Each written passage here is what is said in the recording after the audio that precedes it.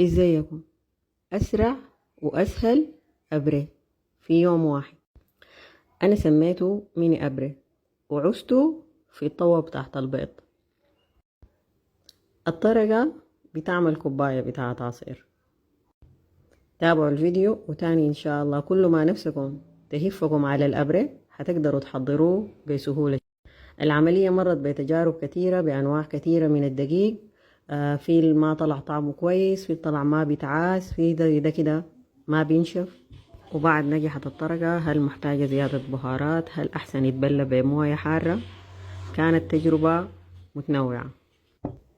في النهاية استعملت الدقيق بتاع الدهن، وأول زول عاصر الأبرة بدقيق الدهن هو مديحة شايب. البهارات والمكونات كلها هتلقوها موضحة في قائمة في نهاية الفيديو. استعملت كوباية ونص من الدقيق في التجربة بتاعتي دي، وبليت الأبرة والكركديه والعرديب بموية حارة ونجضتهم كمان. عملت بنص الكوباية بتاعت الدهن عصيدة.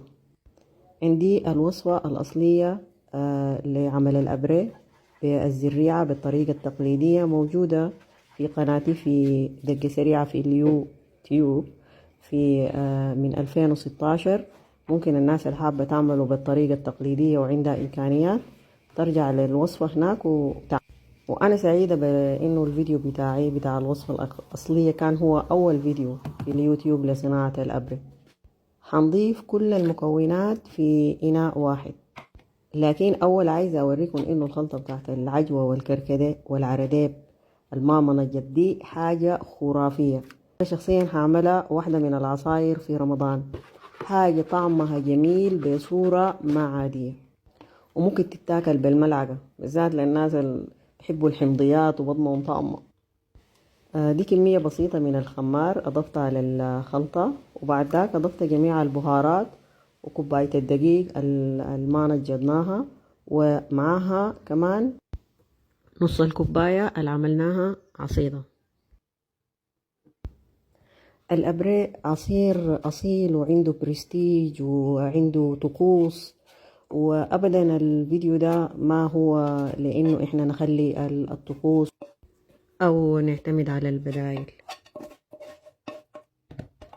الفيديو ده بس عايزة أوري إنه أي شيء ممكن، وإنه إحنا السودانيين ما في زول حيكسرنا، وحنعيش وحنواصل وحنعمل كل الحاجات لكن ما حنعتاد على الحرب، ما حنعتاد على الحرمان، ما حنعتاد على النزوح ولا اللجوء. حنرجع إن شاء الله ونعمل الأبرة في الراكوبة، ونعمل الزريعة، ونعوصه في الصاج الكبير بالحطب، وبنعمله بالكميات الكبيرة اللي احنا مشهورين بها، بالكرم بالجرادل وبالطرقات اللي بيخطوها كتيرة في الصواني. قولوا إن شاء الله. أي صاج بنصل معاك في العواسة اعملي له مسحة من الدكوة وبيبقى مية مية. عواسة الأبرة عندها قطعة خاصة اسمها الكتالة، تتميز إنها من الخشب، لأنه عواسة الأبرة ما زي الكسرة، الزول يده بتكون في النار فترة طويلة، فلازم حاجة تكون باردة. طبعا الإخوة برهان وحميتي ما خلوا لنا غير كتالة واحدة مدورينها فينا طول السنة اللي فاتت. ما علينا، قلنا اللي بنعمل فيه ده تحدي لاستمرار الحياة. ممكن تستعملي أي قطعة. أنا مثلا جربت الملعقة الخشب اللي هي بيكون السطح بتاعها مستطيل دي، ممكن برضو لأنها بتخلي اليد بعيدة من النار. أكيد لو عندك صاج أكبر أحسن. يعني أنا مثلا لقيت إنه الجاكيت عمل لي ب6 طرقات من الطرقات الصغيرة دي، غير إنه الوقفة بتاعت العواسة طبعا الطرقة بتاخد معاكي وقت، فحتوقفي وقفة طويلة. فلو لقيتي صاج كبير اعمليها في الصاج الكبير، تطلع لكي طرقات كبيرة، طرقة واحدة تظبط لك الأبرة. حسب تجربتي أعتقد الكمية اللي عملتها من الدخن دي اللي هي كوباية ونص مع باقي المكونات بتعمل 7 جكاكة، يعني بتصومك أسبوع. جربي اعملي كمية بسيطة، وما ضروري بالمناسبة تعوسيها كلها. ممكن تخطي باقي العجين في الفريزر، وكل كم يوم تطلعي تعوسي لك كم طرقة. لقيت برضو انه احسن يتبلى بالموية الدافية او الحارة، ويقعد زي ساعة كده، تطلع معاكي كوباية الأبريل الظريفة دي. الموضوع تجربة، انتي جربي. يعني مثلا أنا البهارات في الأول أضفتها مع الخلطة الأولى الكمية الأولى من غير ما أنجضها، لقيت الطعم خفيف.